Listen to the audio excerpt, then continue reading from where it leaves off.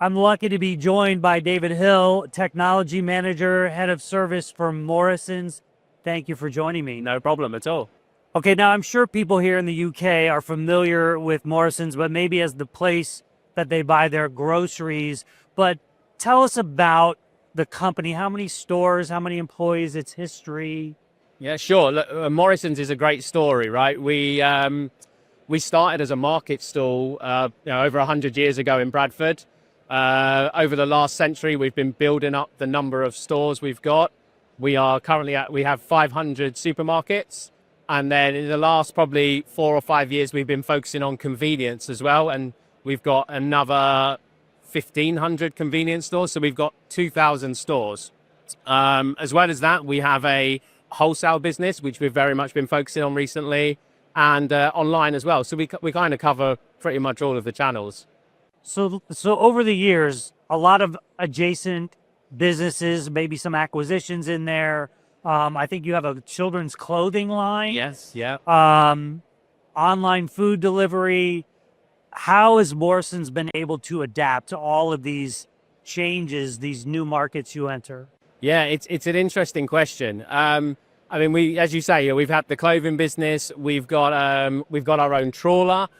So it's a very mixed mash of kind of all different parts of the business. And I think what I've seen in my time at Morrisons is whenever we acquire a new business or whenever we take on a new business, it's how we manage that change. And I think the first thing that we try to do is we try to make sure that everyone understands the journey that Morrisons is on. What is it that we stand for?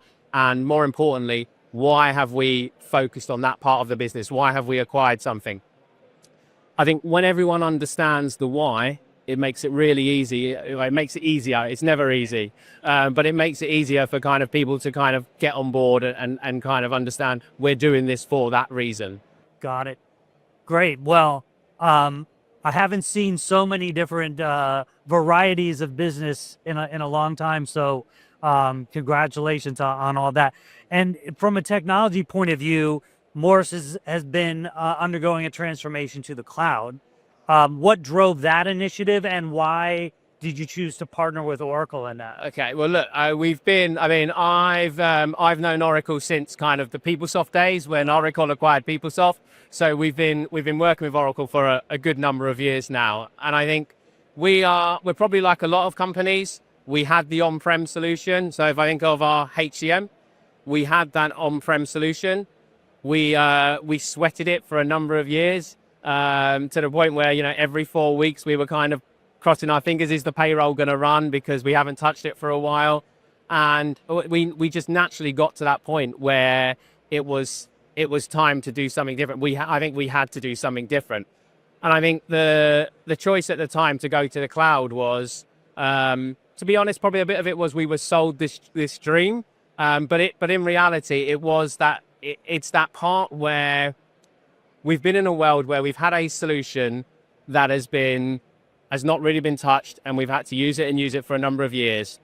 And then this idea of going to the cloud, where actually all of a sudden we have a solution that will be maintained for us, that gets regular updates, that will mean that as a business we can offer our colleagues something that's really going to work for them as well. Fantastic, and we hear that from a lot of customers, like becoming believers after moving to the cloud. Yeah. What are some of the tangible and intangible benefits that you're experiencing because of this? Yeah, I think building on that last point, I would say kind of those tangible benefits is very much around stability.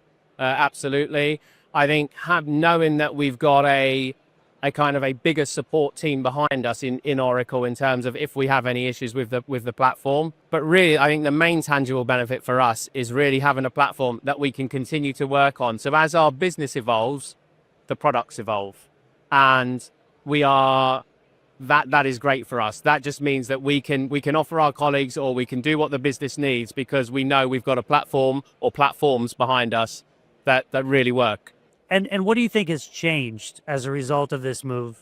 I think the mindset the mindset has been a massive change. And I think, look, we've been on that, the people who have been directly involved, whether it be the two I've been directly involved in is the Cloud HCM and then most recently Oracle EBS.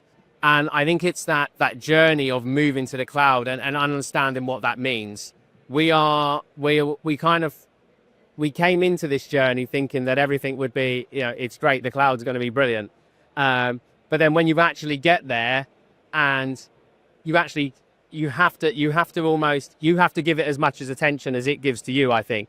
And we've done that as a bit of a learning journey over the last few years where we have really had to upskill ourselves. But actually the benefit we've got from that has been we can now do things internally that, 4 years ago when we first went into the venture, we needed to rely on kind of implementation partners. So we've had a real big change in terms of that knowledge and skill set that we brought in-house.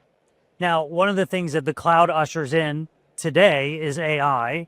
And I don't want you to wait as long on the cloud, but how is Morrison starting to think about AI?